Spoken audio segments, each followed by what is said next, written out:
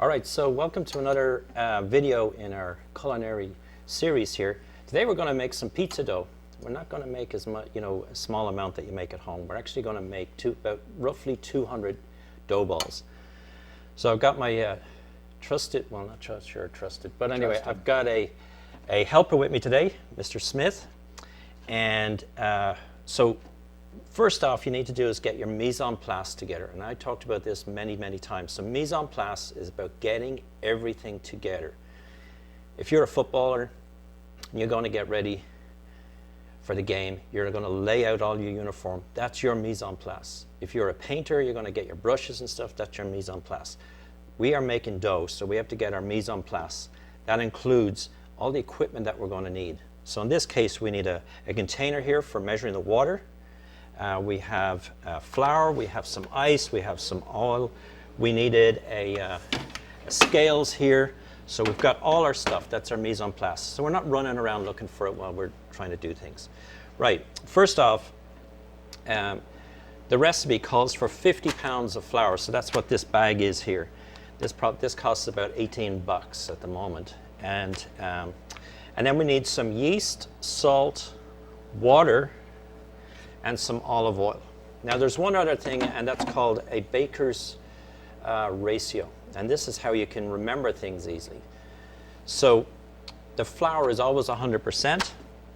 We have it here. In this case, we've got 50 pounds. The water, in our case with this dough, is 65%. So we're going to need 32.5 pounds of water. Am I correct? Right. Okay. Water is the only liquid that we use in the kitchen that you can weigh, as in the scales, or measure, as in this container, and it will be the same. So 32.5 pounds of water is equal to 32.5 pints of water. Yeah, I'm correct. Yeah, I have to think again. So we're going to put the water in first. So it's 65%. 100% is our flour, 65% is our water, but it's a warm day here, which is unusual for us here on the coast. So what we're going to do is to chill it down with some ice. So a simple way would be, and we'll get Mr. Smith to do this and hopefully doesn't spill it everywhere. And he's going to add into here, and we want 32.5 pounds. And if I turn this around, you might see that we need 32.5 pints, which is 16.5 quarts, correct? 4 quarts, I don't know. 4 quarts are in a pint, 4 quarts, 4 pints in 1 quart. No, 2 pints. 2 pints in a quart? Yeah. So 4 quarts in a gallon. Correct, okay. So you tell me how much I need. So he's going to take water, he's going to pour it in on top of the ice to chill the ice. I'm going to stand back because I have a feeling he might get wet here.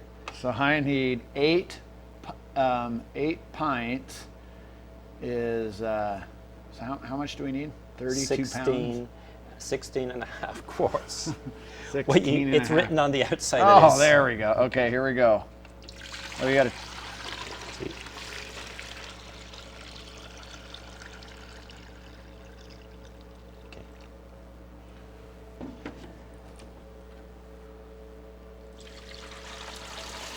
So here's a question for you. If Mr. Smith measures it with this container and then pours it over the ice, is it going to be correct? Nope. Because some of the ice is going to melt. So we need to measure it in here. We could put the ice directly in, but sometimes it messes up with the mixer. So this is just an easy way. So we should be close. You said 16.5. Yeah, and if you look at there, it says 16. I'm going to get some more ice.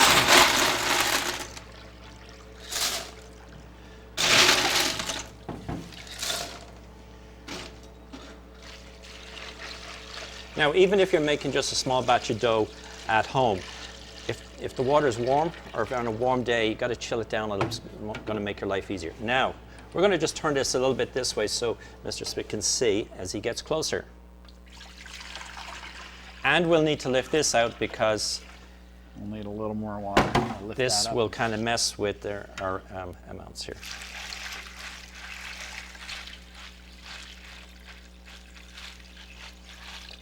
Need a little Okay, bit more. a little bit more.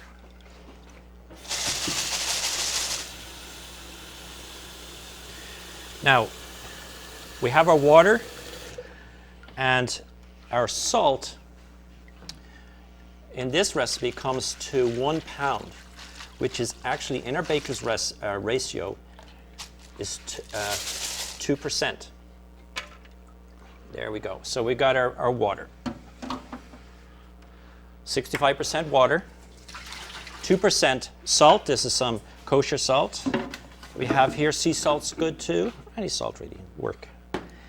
We then have, I use it on top of my head here, a quarter or 0.5% of yeast. Okay, this is dried yeast. And we have 1% of oil. We are using a blend, an olive oil blend. You could use regular canola oil if you wanted to. You just get a little bit more flavor. And you could go all olive oil if you wanted, but a little bit more, too much expense there for us at this time. So we have this ingredients here. Next thing, we're going to put these into our mixer. And we'll show you the mixer going a little bit. So we have our 50 pounds of flour. We have our half pound of oil. We have our pound of salt. We have our 1/4 pound of yeast. And we have our 32.5 pounds of water. We're going to put the water in. We're going to add our flour. Or we could do the other way around. Doesn't quite matter at this stage. Main thing is these two items. Some people take this back, the salt back for a while before they add it in. But what you do not want to do is for the salt and the yeast to come in contact. The salt will likely kill your yeast. So if you're putting this in with the flour, mix it well before you add in your yeast. And then the oil can go in with the water. And in fact, to make life easy, we can just take it and add it right in here, and we have one less container to deal with.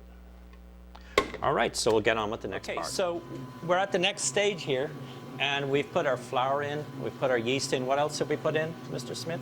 We put in salt and olive oil. Okay. And Mike Forrester's here, Mr. Forrester, and he's kind of learning here too. So we're mixing it. Now, we are kind of maybe overloading our mixer a little bit, but it seems to be able to take it.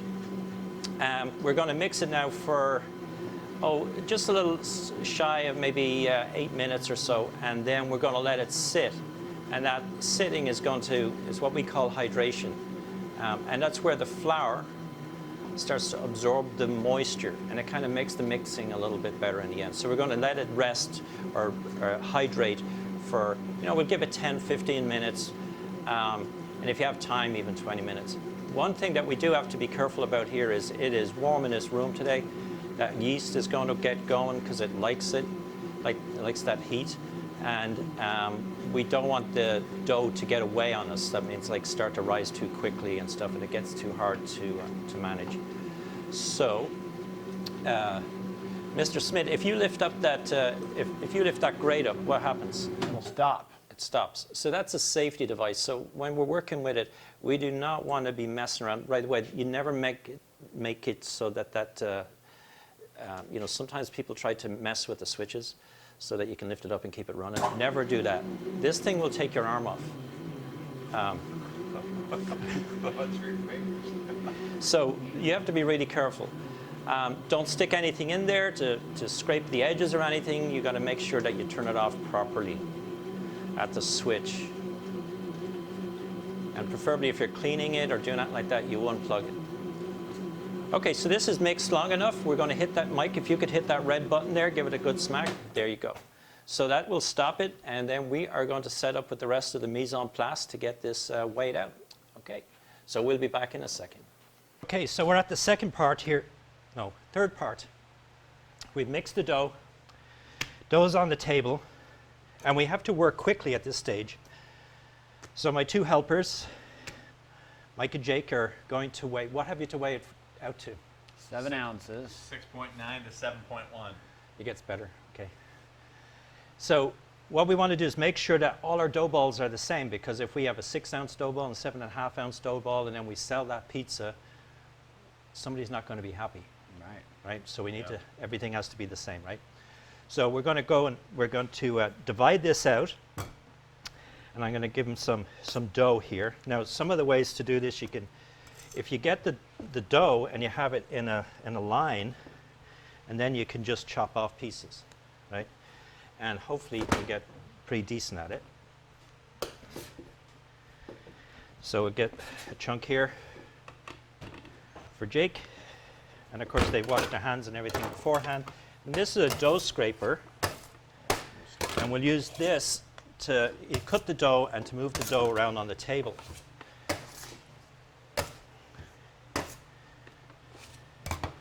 Now, we're going to be making quite a bit, and you want to use the blade to cut it instead of just grabbing chunks off it, okay? Okay. They're going to put the dough out here on the table, and I'm going to roll it. Hopefully you get to see it there. And these trays have a little bit of oil sprayed on them. And I don't have to rush too much because these guys are too slow. So anyway, we form them up into our dough balls, 15 to a tray. Why would I do 15 to a tray, Mr. Smith? Because 5 times 3 is 15. Okay, go a bit further than that. Mr. Forrester, why would you put 15 on every tray? Because 15 is divisible by 3. No? Well, that is correct, but...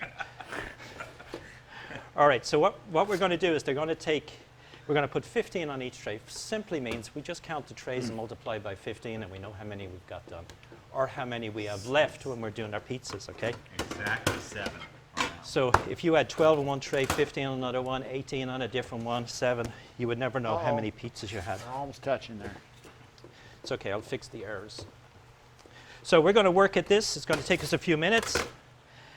And these, oh, I made a mess there.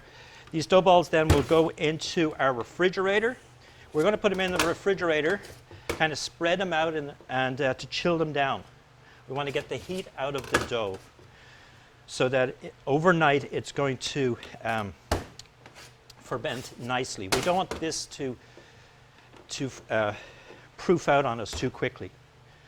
So one thing that we can do is we can put the trays like this here, like that in the refrigerator so there's airflow, or even like that, instead of just stacking them one on top. And then as it chills down, we can rearrange our trays a little bit. So we'll just keep working on this here, and we'll be back in a little bit. All right, so we are almost at the end. We have just a little shy, well, we will have shy of 200 dough balls, 192 or something. We got our trays. We've been putting them in the refrigerator. And I'm just forming them up here. And Mr. Smith, what were you just saying there a minute ago? The dough is starting to get bubbles in it because the yeast is starting to activate because it's a bit warmer. Yeah. Did you notice that, Mr. Forrester? I didn't really notice it. Okay. I felt like, you know what I did feel like? Maybe there was like, it was like drying a little bit. That would be on the outside here a little bit. Okay. So one thing that we could do would be to, that's not weighed out yet. We could maybe put some saran wrap over the top, or if that was becoming an issue, or a damp towel or something. But that's why we have everybody here. Now some places that do pizzas will buy their dough balls already in. So you'll buy 7 ounce or 8 ounce or 10 ounce or 12 or 16 ounce, whatever size pizzas that you're doing. And why have you chosen 7 ounces? Just because so 7 ounce pizza dough ball will give you a nice 10 ounce or 10 inch pizza. And 10 inch pizza works really well in our oven. And it's, you know, for students to handle and stuff, it's just a nice size, not too big. And now the cost of doing this yourself, these dough balls are around 5 cents a piece, or 6 cents a piece. So that's pretty inexpensive. really, If you were to buy them, depending on the brand and stuff, but you could be triple or quadruple the cost, or and even more. So if you can make your own, I think it's better. Okay, so we're on the last lot here. We've been putting them in the refrigerator, Are these all, is this all done here, Mike? and we're almost done. So tomorrow we're going to be, or actually later today, we'll light up the oven, get it heated up, because it hasn't been on for a couple of weeks, 2 weeks, because of the bad weather. And tomorrow we're going to head out and see if we can hunt down some seniors around town and give them some pizza and send some pizza home to their families and stuff. So I want to thank the two guys here, Mike and Jake, Always fun. Experts now. the small one. Can we use that for a little kid? Yeah, you could do a little kid's pizza. Mini pizza. All right, well, thanks very much, guys, for watching, and we'll show you some other videos on making pizza and stuff. So if you like the video, when you're on below, just like it and subscribe to the channel. And it's goodbye from him, and it's goodbye from him, That's right. and it's goodbye from me. See you next time.